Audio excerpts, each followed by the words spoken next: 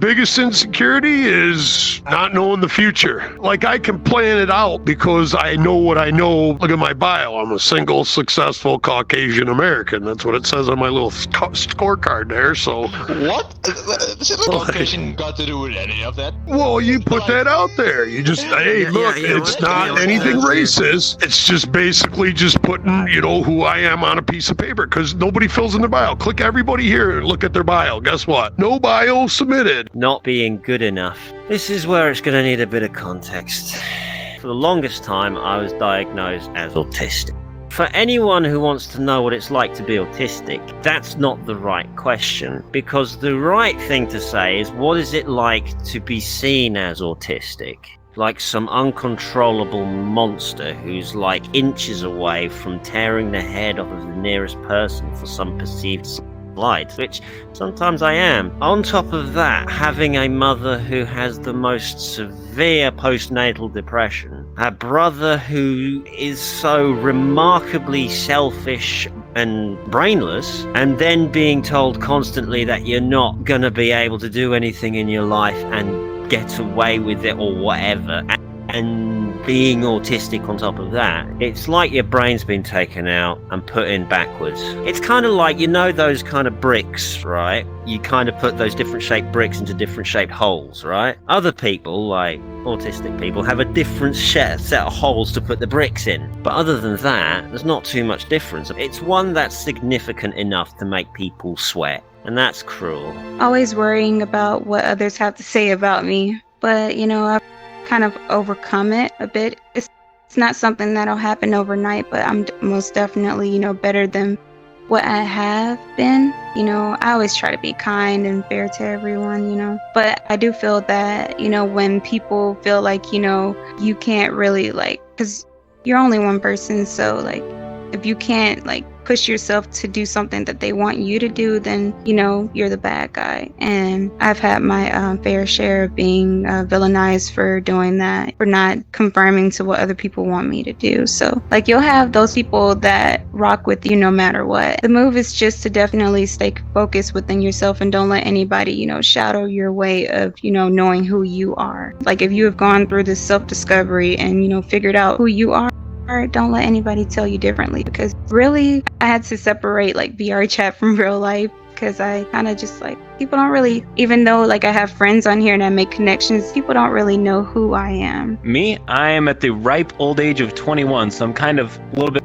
old to be hanging out with all the youngins here. I'm a boomer, that's for sure. In fact, I'm already applying for senior citizen discounts. Luckily, that's why I have my lawyer doctor here.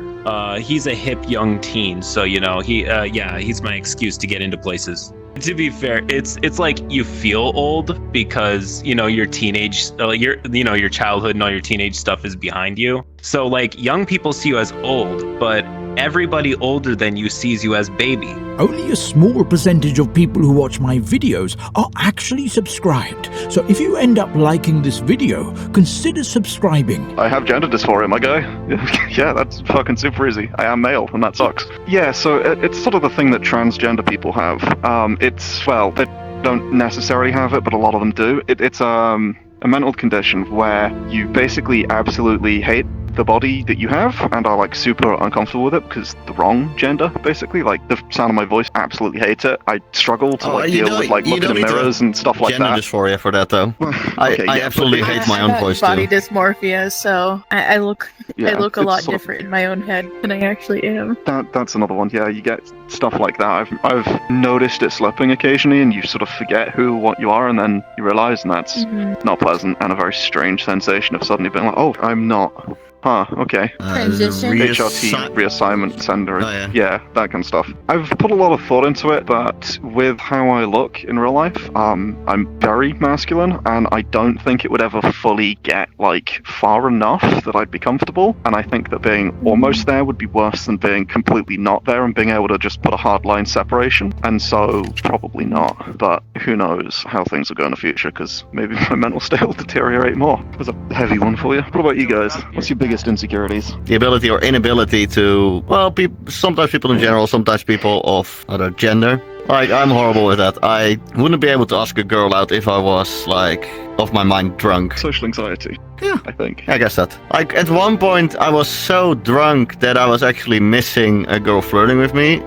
She did later, like, we had a walk around, and she just took the first step, but sadly she lives several countries away and wasn't into long distance stuff, so that was like a one-time thing. European. Several countries isn't as far as the Americans may think. Just saying, but yeah. I mean, it's still probably with my car 1.5 days travel, 2 days. Probably just being alone. Like, it scares me so much just thinking about the fact that I could be with no one. I'm very afraid of being alone. That's actually a pretty easy one for me to answer. Just being forgotten about. When big things happen, and like my friends go to it, and none of them invite me, I just feel kind of down. In the end, when I die, I kind of fear that I'll be forgotten. I want to be remembered for something, not just by my family, but by everyone who hears my name. I'll remember something I did, realize it was the worst thing I could have possibly done, and I won't stop thinking about it for like a solid month and a half. It makes me insecure. I'm like, fuck, I could have done that better. Where? The first thing that comes into my mind is my voice, I guess. Like, when I hear myself, usually like do recordings and stuff, I just hate the way I sound. Is this what like I just like be like, is this what people hear me as? You're only gonna live once. Just find something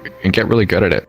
And then that will give you so much confidence in your life if you just pick a skill and get better at it. Even if it's a game or whatever, it doesn't have to be traditional like piano or something. I dated a German girl for some time. We'd met in real life a couple times. We'd been good friends for a couple years, and other things moved on. We ended up dating for a while, and it was fine long distance. You know, I'm in the UK, she's in Germany. We're both in uni, so it's not like either of us have money or the time to go see each other. And then she came over to my place because me and my roommate had a flat that we were renting between us, and she came over with another mutual friend for 2 weeks, and the COVID lockdown hit. This was literally in the middle of that, about a week into it, the COVID lockdown started coming through, and so she stayed around with my roommate, who was Belgian, basically. He was of Indian descent, but his family lived in Belgium because reasons.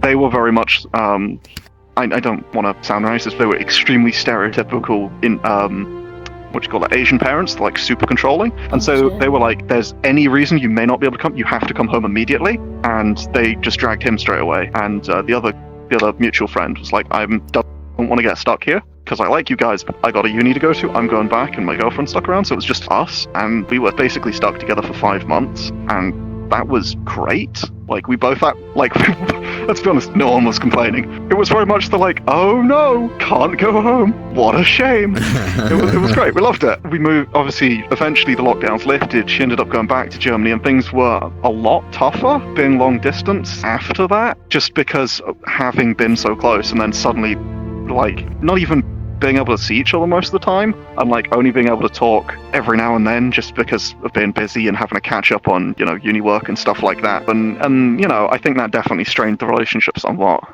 It ended for other reasons later on, but yeah, that was, I think it may have been part of it. Something here that's like, I did not know you could do that. Kindness is contagious. When you are kind, you inspire others. Be the spark. Spreading kindness merchandise available now.